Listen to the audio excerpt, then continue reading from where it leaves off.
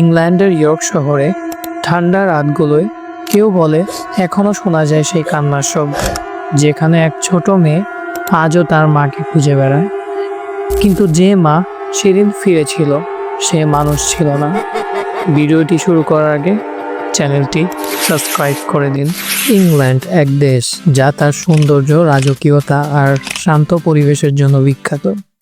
কিন্তু এই সৌন্দর্যের মাঝে লুকিয়ে আছে এমন ভয়াবহ রহস্য যা শুনলে আজও গা শিউরে ওঠে। ইংল্যান্ডের ইয়র্ক শহরে বাস করতেন ডেভ ওয়েলথাম, তার স্ত্রী সোফিয়া এবং তাদের 9 বছর বয়সী ভাগ্নি লুসি। লুসির বাবা মা কয়েক বছর আগে এক দুর্ঘটনায় মারা গিয়েছিল, তাই ডেভ আর সোফিয়া তাকে নিজের বাড়িতে নিয়ে এসে সন্তানের স্নেহে লালন পালন করতে শুরু করেন। তারা লুসিকে খুব ভালোবাসতেন, কিন্তু এত আদর যত্নের মাঝেও মেয়েটি ছিল খুব দুঃখী, কারণ এত ছোট বয়সেই সে তার বাবা মাকে হারিয়েছিল। লুসির খুব বেশি বন্ধু ছিল না, তাই সে প্রায় সময় একা থাকত। তাকে একটু হাসানোর জন্য ডেভ ও সোফিয়া তার জন্মদিনে এক সুন্দর পুতুল উপহার দিল, যার নাম দেয়া হলো সাবরিনা। প্রথমে পুতুলটি দেখে লুসি খুব খুশি হয়েছিল, কিন্তু তার চোখে তাও মায়া ছিল। সে তার মা বাবাকে খুব মনে করত। জন্মদিনের পার্টিতে তার এক বন্ধু ডোনাল্ড লুসির দুঃখের কারণ জানত। সে বলল তার কাছে এমন কিছু আছে যা লুসিকে তার বাবা মার সঙ্গে কথা বলতে সাহায্য করবে। তারপর সে একটি অদ্ভুত বোর্ড বের করলো, যেটির নাম ওইজা বোর্ড। সে বলল এই বোর্ডের সাহায্যে তুমি তোমার বাবা মাকে ডাকতে পারবে। সেদিন রাত গভীর হলো। সবাই ঘুমিয়ে পড়ার পর লুসি তার ঘরে লুকিয়ে সেই ওইজা বোর্ডটি খুললো। সে বোর্ডের সামনে বসে হাত রাখলো আর মৃদু কণ্ঠে বলতে লাগলো, মা, বাবা, তুমি কি আছো? অনেকক্ষণ কিছুই হলো না। হঠাৎ যেন ঘরের বাতাস ভারী হয়ে উঠল, একটা ঠান্ডা হাওয়া বইতে লাগলো। আর তখনই সে শুনতে পেল কেউ তার নাম ডাকছে, যেন বলছে লুসি। সে ঘুরে তাকালো আর দেখলো তার মা দাঁড়িয়ে আছে ঠিক তার সামনে। ছোট্ট লুসি খুব খুশি হয়ে গেল। সে ছুটে গিয়ে মাকে জড়িয়ে ধরলো, তারপর হাসতে হাসতে বলল, মা দেখো, এটি আমার পুতুল সাবরিনা। মা মৃদু হেসে মাথা নেড়ে তাকিয়ে রইলেন। ঠিক তখনই লুসি শুনতে পেল তার মামা ডেভ ঘরের দিকে আসছেন। ভয় পেয়ে সে মাকে বলল, তুমি এখন যাও, কাল আবার এসো। তার মা মাথা নেড়ে ধীরে ধীরে মিলিয়ে গেলেন অন্ধকারে। পরের রাতে সবাই ঘুমিয়ে গেলে লুসি আবার বোর্ড খুলল। সে ভাবল এবার নিশ্চয় আসবেন। কিছুক্ষণ বোর্ডে হাত রাখার পর ঘরে একই ঠান্ডা হাওয়া বইতে লাগলো, কিন্তু এবার কোনো কণ্ঠ শোনা গেল না। লুসি ধীরে ধীরে ঘুরে পুরো ঘরটা দেখলো, কিন্তু কেউ ছিল না। ঠিক তখনই সে অনুভব করলো কেউ তার পা চেপে ধরেছে। এক ঝাটকায় কেউ তাকে বিছানার নিচে টেনে নিল। লুসি আতঙ্কে চিৎকার করে উঠল।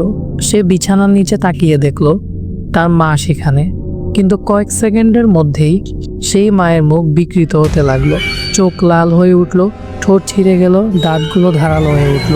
সেটা আর তার মা ছিল না, সেটা এক দানবের রূপ হয়ে গেল।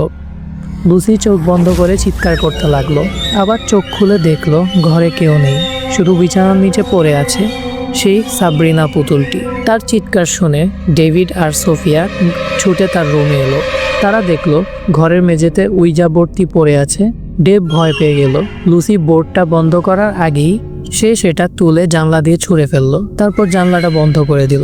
ডেভ অদ্ভুতভাবে কাঁপছিল, যেন কিছু পুরনো ভয় আবার ফিরে এসেছে।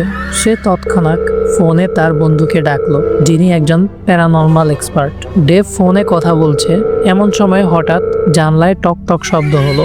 সবাই তাকিয়ে দেখলো জানলার বাইরে সেই উইজা বোর্ড ভেসে উঠছে। বোর্ডটা যেন নিজে নিজে জানলা ভেঙে ভিতরে ঢুকতে চাইছে। আর ঠিক তখনই সাবরিনা পুতুলটা নিজে নিজে নড়তে শুরু করলো। সে ধীরে ধীরে জানলার দিকে এগিয়ে গেল, তারপর জানলার পাশে দাঁড়িয়ে ঘাড় ঘুরিয়ে ডেভের দিকে তাকালো। তারপর হঠাৎ পুতুলটা হেসে উঠল, এক বিকট হাসি। সাবরিনা হঠাৎ লাফ দিয়ে লুসির দিকে ছুটে এলো। ডেভ আর সোফিয়া চিৎকার করে লুসিকে তুলে নিয়ে ঘর থেকে দৌড়ে নিচে চলে আসলো, কিন্তু সাবরিনা থামলো না। সে উল্টো ধীরে ধীরে সিঁড়ি বেয়ে নেমে আসছিল। তিনজন লুকিয়ে পড়লো রান্নাঘরের এক কোণে। কিছু সময় পর তারা দেখলো সাবরিনা কিচেনে ঢুকছে। সে নিজের হাতে স্ল্যাবের উপর থেকে একটা ধারালো ছুরি তুলে নিল, তারপর ধীরে ধীরে ঘরের চারপাশ ঘুরতে লাগলো। ঠিক তখনই ডেভের সেই প্যারানর্মাল এক্সপার্ট সেখানে পৌঁছে গেল। সে নানা ধরনের মন্ত্র উচ্চারণ করতে লাগলো। হঠাৎই পুতুলটা থেমে গেল এবং ধপ করে পড়ে গেল মাটিতে। ডেভ সাবধানে পুতুলটার দিকে এগিয়ে এলো, কিন্তু ঠিক সেই মুহূর্তে লুসি চিৎকার করে উঠল। সোফিয়া তার মেয়েকে আঁকড়ে ধরেছিল, কিন্তু এখন তার মুখ ভয়ঙ্করভাবে নীল হয়ে গেছে। সাবরিনার দানবীয় আত্মা এখন সোফিয়া শরীরে ঢুকে পড়েছে। সে ডেভের দিকে তাকিয়ে বিকট হাসি হাসতে লাগলো আর লুসির গলা চেপে ধরলো। ডেভ তাকে অনুরোধ করলো যাতে ওদের ছেড়ে দেয়, কিন্তু সেই হাসি আর থামলো না। প্যারানর্মাল এক্সপার্ট তার ব্যাগ থেকে কিছু বের করে সোফিয়ার কপালে ছিটিয়ে দিল। সোফিয়া জ্ঞান হারিয়ে পড়ে গেল। সে দ্রুত রিচুয়াল সম্পন্ন করলো এবং সাবরিনা পুতুলটাকে তুলে নিয়ে গেল ঘর থেকে। পরদিন সকালে সোফিয়ার জ্ঞান ফিরল। ডেভ তাকে সবকিছু বলল। কয়েকদিন সবকিছু স্বাভাবিক ছিল, কিন্তু কিছু সময় পর থেকেই ডেভের আচরণ বদলে গেল। সে বলতো সাবরিনা এখনো তার চারপাশে আছে। সে ঘরের প্রতিটি কোণে পুতুলটাকে দেখতে পেত। পুতুলটি তাকে দেখে হাসতো। ধীরে ধীরে সে মানসিক ভারসাম্য হারিয়ে ফেলল। একদিন সেই ভয় আর পাগলামির চূড়ান্ত পর্যায়ে ডেভ নিজেকে ফাঁসিতে ঝুলিয়ে দিল। এই ঘটনার পর সোফিয়া আর লুসি লন্ডনে তাদের আত্মীয়র কাছে চলে যায়। তারা আর কখনো সেই ইয়র্কে ফিরে আসেনি।